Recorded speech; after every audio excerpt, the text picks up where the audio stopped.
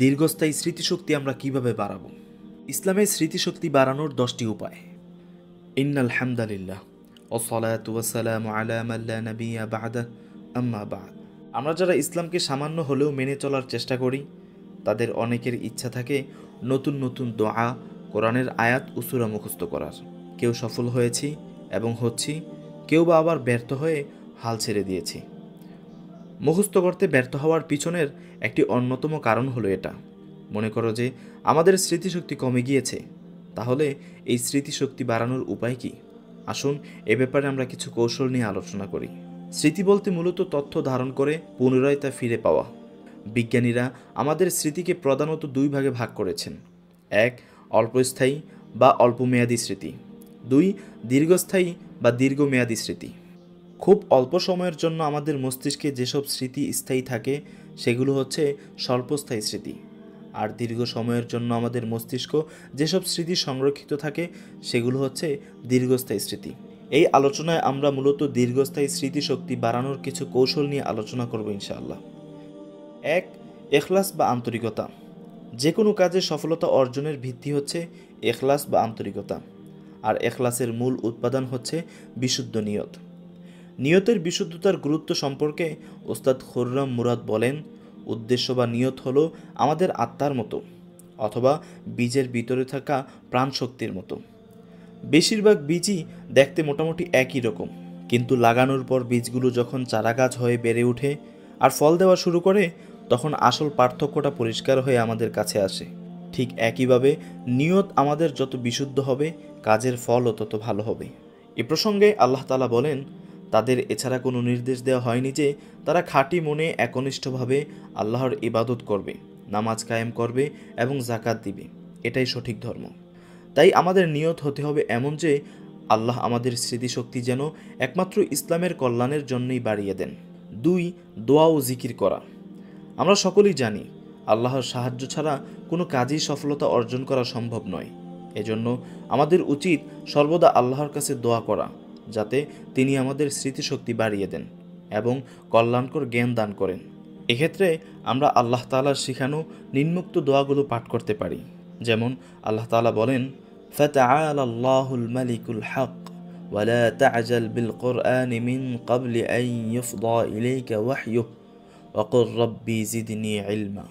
অর্থ, সত্যিকার অর্থে মালিক আল্লাহ মহান।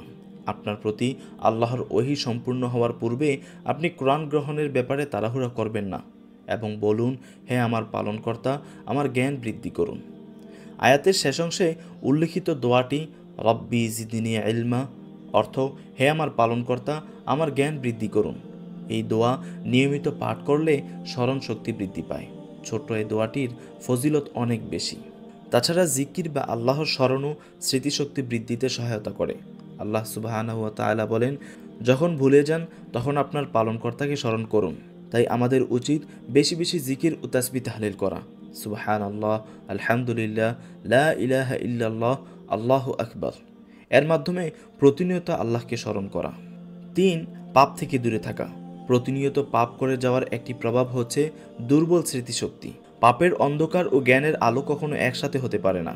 ইমাম শাফিঈ রাহিমাহুল্লাহ বলেন, আমি আমার শায়েখ ওয়াইকে আমার খারাপ স্মৃতিশক্তির ব্যাপারে অভিযোগ করেছিলাম এবং তিনি শিখিয়েছিলেন আমি যেন পাপ কাজ থেকে নিজেকে দূরে রাখি।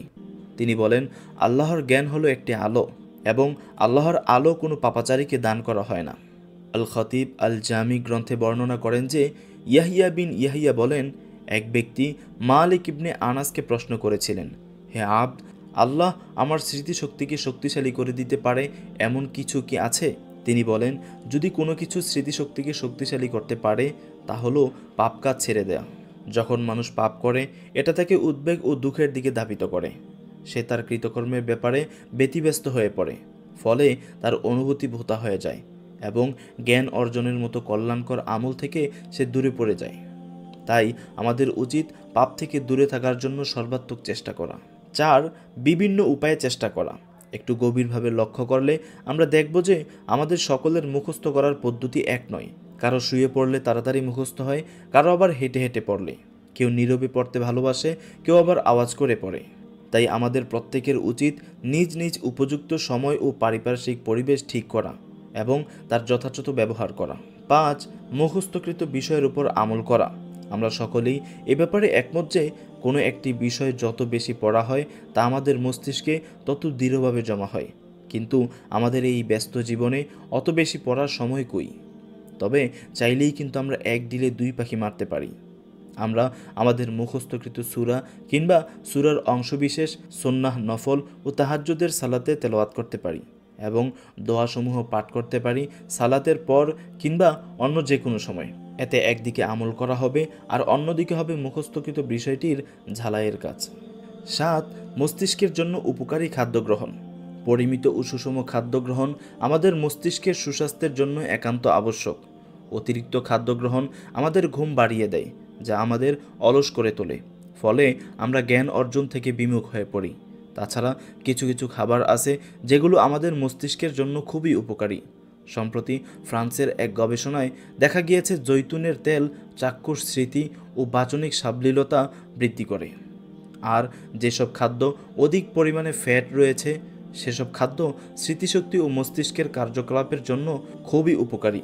স্মৃতিশক্তি বৃদ্ধির জন্য অনেক আলেম কিছু নির্দিষ্ট খাদ্য গ্রহণের কথা বলেছেন।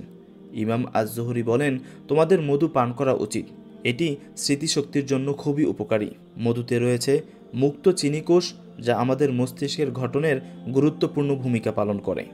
তাছাড়া মধু পান করার 7 মিনিটের মধ্যেই রক্তে মিশে গিয়ে কাজ শুরু করে দেয়। ইমাম আজ-জুহরি আরও বলেন, যে ব্যক্তি হাদিস মুখস্থ করতে চায় তার উচিত কিশমিশ খাওয়া। 8. পরিমিত ও পরিমাণে বিশ্রাম নেওয়া। আমরা যখন ঘুমাই তখন আমাদের মস্তিষ্ক অনেকটা ব্যস্ত অফিসের মতো কাজ করে। এটি তখন সারা দিনের সংগৃহীত তথ্যসমূহ প্রক্রিয়াজাত করে। তাছাড়া ঘুম মস্তিষ্ক কোষের পুনর্গঠন ও ক্লান্তি দূর করার জন্য খুবই গুরুত্বপূর্ণ। অন্যদিকে দুপুরের সামান্য ভাত ঘুম আমাদের মন, মেজাজ ও অনুভূতিকে চাঙ্গা রাখে এবং এটি একটি সুন্নাহ বটে। আর অতিরিক্ত ঘুমের কুফল সম্পর্কে তো আগেই বলা হয়েছে। তাই আমাদের উচিত রাত জেগে সামাজিক যোগাযোগ মাধ্যমে দাওয়া বিতরণ না করে নিজের মস্তিষ্ককে পর্যাপ্ত বিশ্রাম দেওয়া। আল্লাহ তাআলা আমাদের সঠিক বুঝ দান করুক এবং কৌশলগুলো পালন করার তৌফিক দান করুন। আমিন।